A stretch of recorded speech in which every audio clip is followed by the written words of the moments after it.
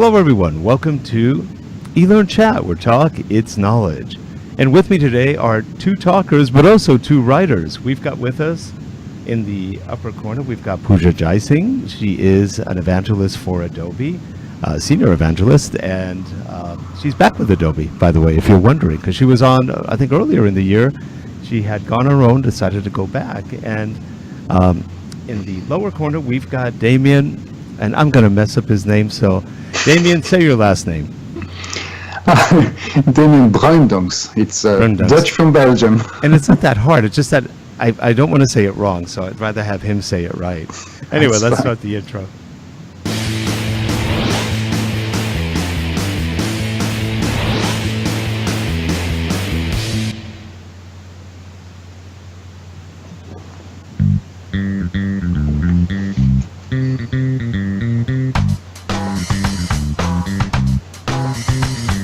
Cool, a little advertising from our sponsors.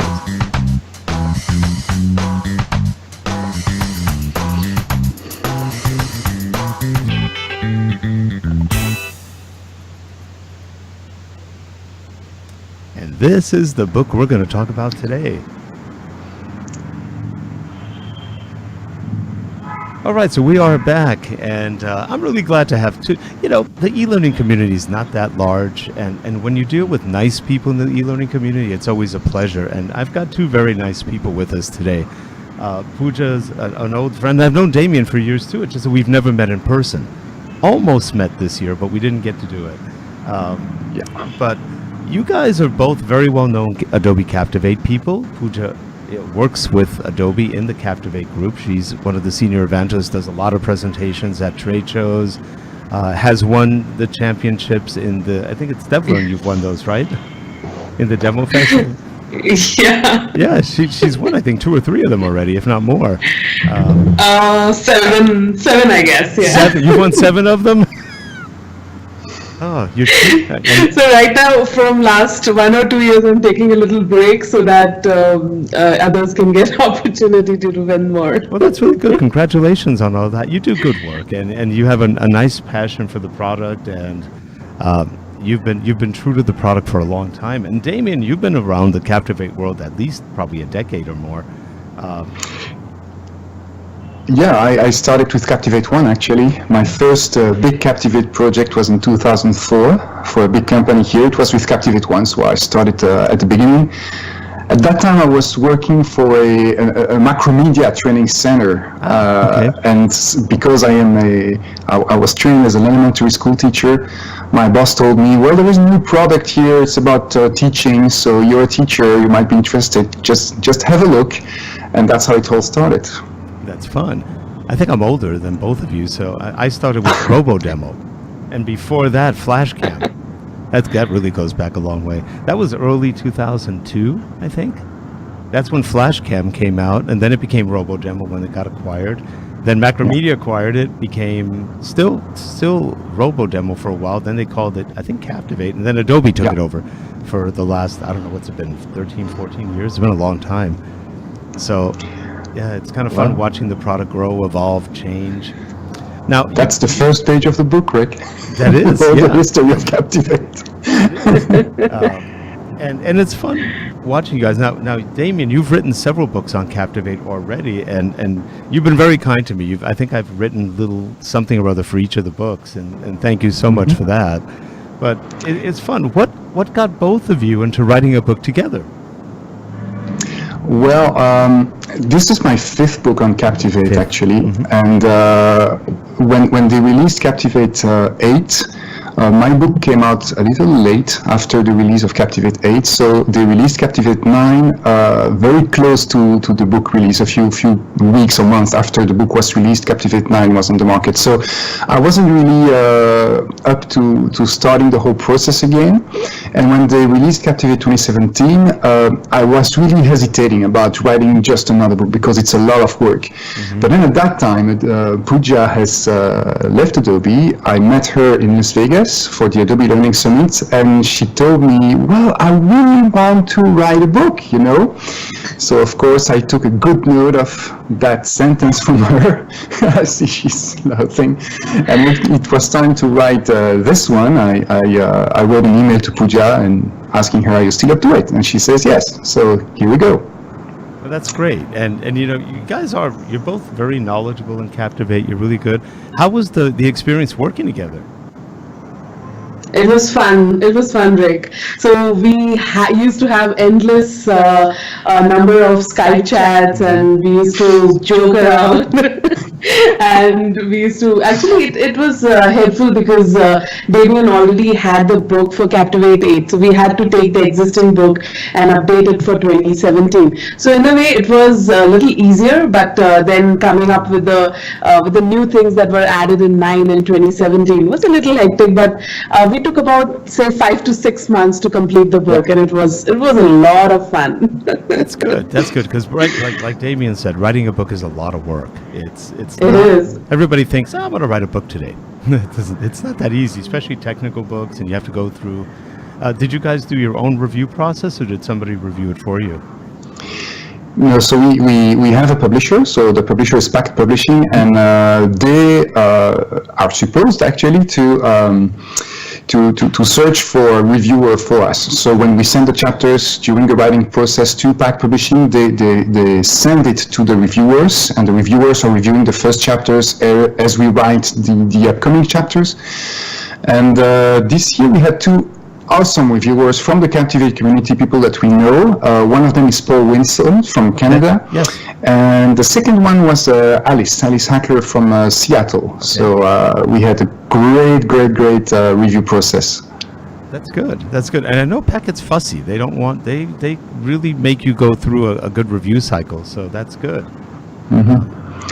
Which is great because I think when you have good reviewers like we had this time, it really enhances the book a lot. It brings a lot of extra thoughts into the book, and a lot of details are taken care of by a good review process. So I think it's critical for a book quality to have great reviewers, and we had this time. Now we've and we had an extra layer of review, which was reviewing each other's chapters. So whatever Damien was writing, I was reviewing and critiquing, and we were like, okay, we should add this, we should delete this, why not that. So it was a great, I would say, review portion of the book was pretty thorough, and I think we were able to get out a good product. That's great. Now, when did the book come out officially? The book came out on October 3rd, 2017, so right on time for DevLearn, actually. So it was a little bit later than expected. The target date was the end of September, but it was early November. You know, that's good. Sometimes you cannot really control everything. Now I have to ask you, because people always ask us. It's a paper book, so you have it in paper. Is it also electronic, like a Kindle book? Yes. Yes, good. That's good. I'll be buying the Kindle book. So yes, so you can get the Kindle book on Amazon, and you can also, if you buy it directly from Pact Publishing, the Pact Publishing website, which is pactpub.com. It's usually a little cheaper than on Amazon, and you can get a lot of different ebook formats, including PDF, EPUB, Mobi, I think, and a few other.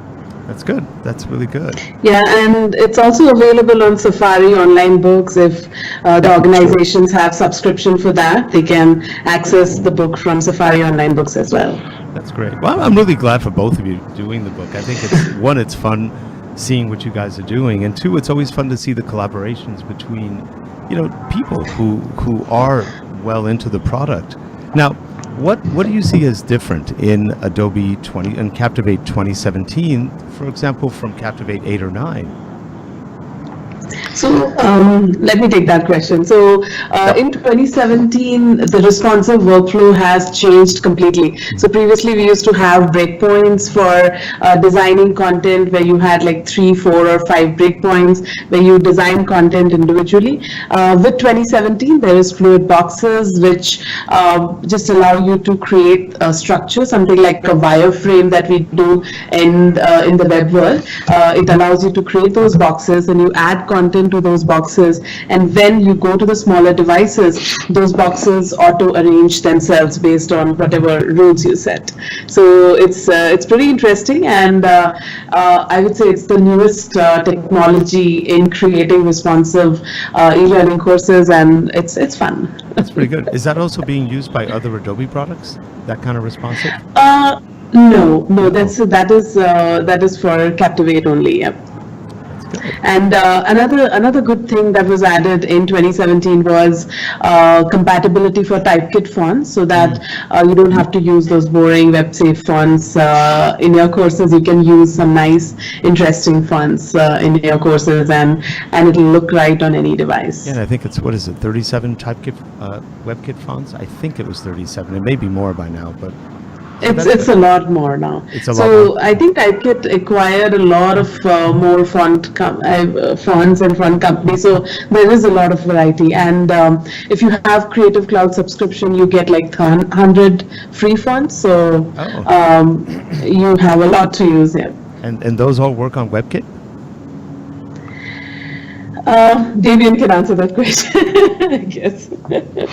Yeah. Actually, if you have that subscription, there are a few free fonts. I don't know how much exactly, more than 100. And if you have a Creative Cloud subscription, you get even a lot more than that. And they work in all browsers. Yes. Yeah. Actually, I love the Creative Cloud, and you know, there's always been that argument of should we go subscription or should we? I like the subscription. I find it me too. Nice. It's easy to get all the products, and of course we have a subscription to Captivate. I think we have a couple to Captivate. We have some that were just licenses, and then we've got the Creative Cloud. Now, do you think Captivate will ever make the Creative Cloud? Well, I leave that to Pooja. That's a touchy question. Yeah, that's a touchy one. As of now, no, because they are separate products for separate audience. So I don't see that happening. Too specific. I wouldn't say at all, but not in the near future. No. Okay. It's still too specific a product, or it's a niche market, really. Sure. That's good. So what else? What else is new in 2017? In 2017, there is also a new capabilities for closed captioning. So, and I'm really happy because that was a long time ago one of my feature requests actually, and it's actually the ability to format the closed captions on a slide-to-slide basis. And so you can, for example, imagine that you have a slide with a clear background, and then the next line you have a dark background. If you really want the closed caption to stand out on both slides, you want to change the color of those closed captions on each slide, on a slide-to-slide basis. So previously, it was possible to choose the color of the closed caption before the whole project. Now you can do that on a slide-to-slide, and not only for the format of the closed captioning, but also for the position of the closed captions on the slide. So that is a really cool addition, I think. That is nice. Enhances a lot of the projects, and it makes accessibility even better. Yeah, I always laugh when a lot of times when I see closed captioning, it's so small, you go, that's not accessible. So, and you're right, or they put it a dark background with dark text, you can't read it, or vice versa. So it's nice you have the capability to reformat and do all that. You were involved with accessibility. I remember back in the old days. You've always had an interest in that. Damien.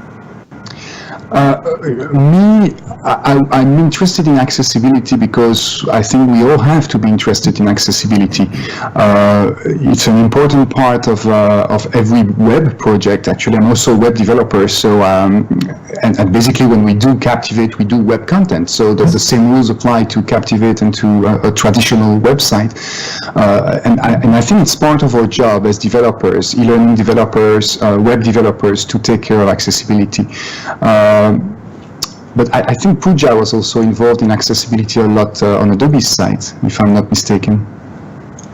That's right. So yeah, I keep doing a lot of webinars and sessions at conferences, and I make sure I pass on the message that you have to keep your content accessible. It's a little more, I would say, pain to add all that accessibility text and take care that everybody is able to consume the content. But I would say the results are really nice. Everybody is able to access your content, and what can be more beautiful than that?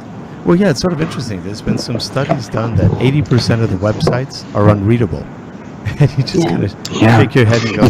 It's a point we always overlook, and I think that one of the newest, I think the only new chapter actually in this edition of the book is a chapter on accessibility, and that was one of Pooja's ideas. So when she looked at the table of content of the previous book at the very early stages of this one, she told me, well, there is something missing in your table of content. You don't speak about accessibility. So she took over the new chapter and wrote an entire chapter only on accessibility, and I think it's the only Captivate book that takes care of that subject, of that topic in depth. Oh, that's great. Well, Pooja, thank you. As someone who occasionally needs accessible content, I appreciate it. So, especially the visual. Yeah. Great. I want to talk to you about another great addition in Captivate 2017, which was the enhancements in the advanced actions dialog and the ability to combine standard and conditional actions, and also creating a loop condition. So those were some of the things that were added and gave more power to do more stuff with Captivate. So that's, I would say, another great thing that was added in Captivate 2017. I'm sure the power users were really happy to see that finally happening. Yeah, we were very happy to see the loop in there. Now, I don't think there's a case statement yet. I'm trying to remember. No, case would be good too. Then you have the multiple case conditions. Yeah. I'm sure that's going to come. I used to always maybe that's next. That may be next. That'll be a great one. Well, Captivate's come a long way. I mean, you guys keep doing interesting things with Captivate, and I also find the product now just a whole lot more stable than it used to be, many versions back. So that's good. That's good. It's getting to the point where I think it's a solid contender for a very good product today's day and age. So that's good. There's been good effort done on the engineering team. So we're happy to see that. Yeah, it's great. It's moving a lot, and each time because obviously we are both included in the beta testing of Captivate. So when we have the first builds of Captivate, I'm always wondering, how am I going to fit that in a book? Because when I see all those new things coming at each version, I'm like, how am I going to write the next book? There is just too many things to cover, and it's already very thick. So I think next time, Pooja, we're gonna have to take away a few of the older stuff. That's gonna be a challenge, though. I actually got an email not too long ago. we can maybe remove all the Flash related thing and just bring in all the new things. So are you focusing more right now on HTML5? Well, Adobe announced that they would not support the Flash player after 2020. Right. So, I'm not in the team, but I expect that Captivate will become an HTML5 only authoring environment, which is what it's bound to be. I think that's a natural evolution. We are still in a transition, I believe. Yeah. But in a few versions, I think that the old Flash will be completely gone from Captivate, and that a few objects will need to leave Captivate, like the rollover objects that are only available in Flash, or the how is that called again? The rollover slidelet. That's it. I never used that object, so that's why I forget its name. But it's only available in the Flash world, and so that is something that I expect will leave Captivate, which would be logical. Yeah, I was sorry though. It's sort of funny. We all have our love and hate with Flash, but I actually miss Flash because it was fun. It was a good language. It was a good tool, and it could do a lot of things.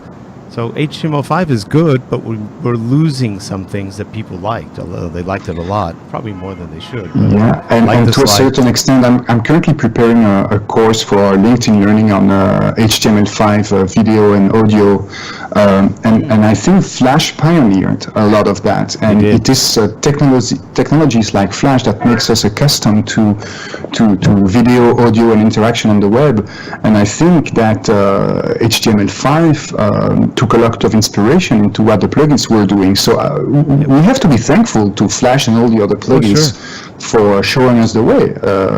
And I'm sure HTML5 will finally get there.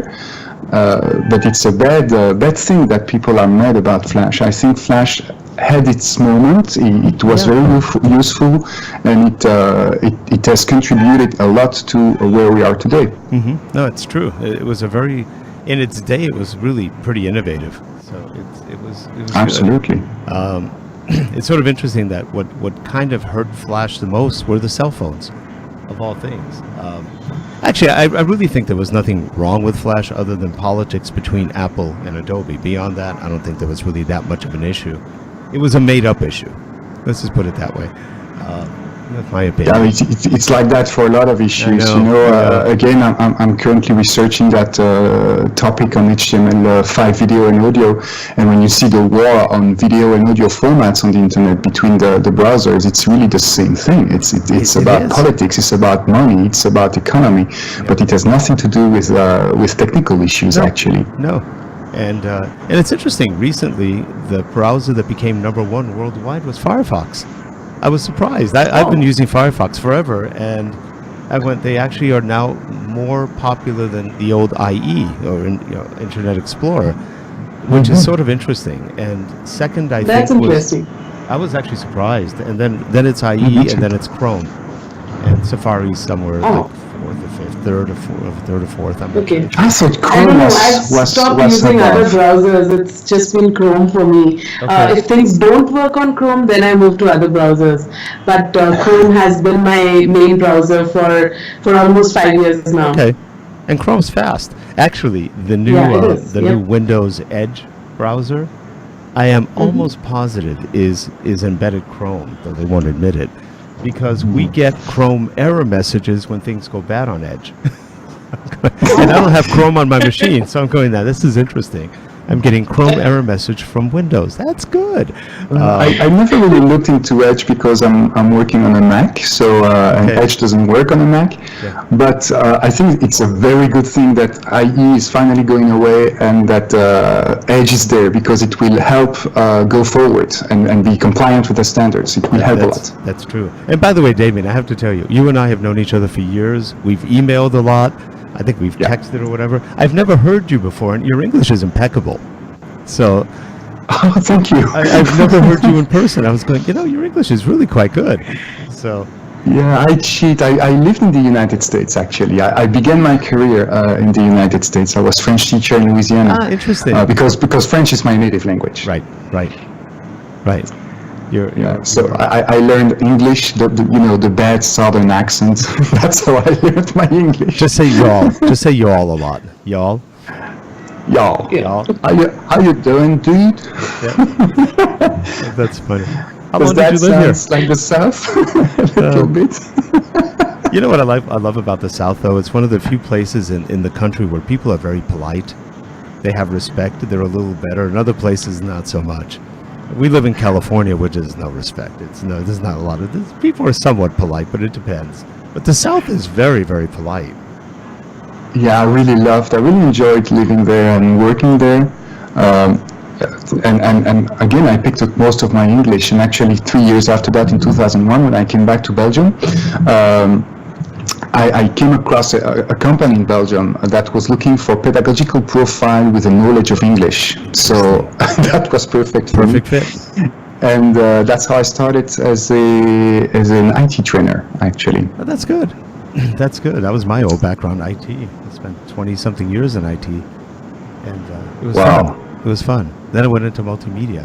Some people call that a midlife crisis. I don't know. I was pretty happy with both. So I like e-learning. I like training and development. But I was really an IT guy for many, many years. Yeah, and it's very interesting when you can mix all your talents into your occupation, just like I'm doing now. I'm still into pedagogy. I'm still into teaching with Captivate. I'm doing a lot of courses. I'm recording for LinkedIn Learning, and at the same time, I'm in multimedia. I develop. I record for Captivate. I make videos because I'm also a sound engineer. I also studied sound engineering after I studied teaching. So you know what I have in front of me. Most people have no. What's that? It's a microphone, right? Yeah.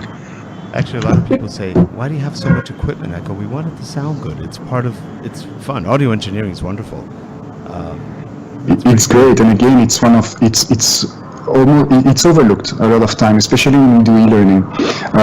Everyone is, focusing on the visual aspect, but the audio is critical. And I had a talk in Washington. Adobe has 2 conferences each year, one in Las Vegas, one in Washington. Yes. And I had a session in Washington on producing audio for Captivate. And I told the audience that when I do a concert, when I mix a concert, because I do that from time to time, nobody comes to me at the end of the show to say, well, that was a great sound, but everyone goes to the other guy just next to me who is doing the lights. And everyone goes to the light man saying, well, that was an awesome show, that was beautiful. Yep. But nobody comes to me to say, well, that was a good sound, even though it's a concert, you see. So this is to say that we are in a very visual society, but still audio is critical, especially in e-learning. And you don't notice audio until it's bad.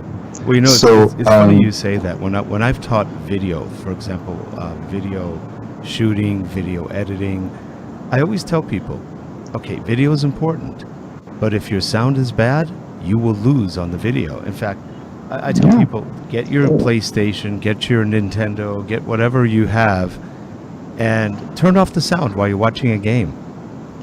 And when they do that, they go, wow, the game was really lousy.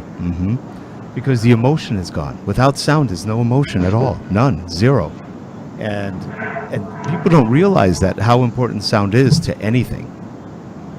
How important sound is also, and in e-learning, people are most of the time listening to the projects with headphones, like the one I have now. Right. So it's very important.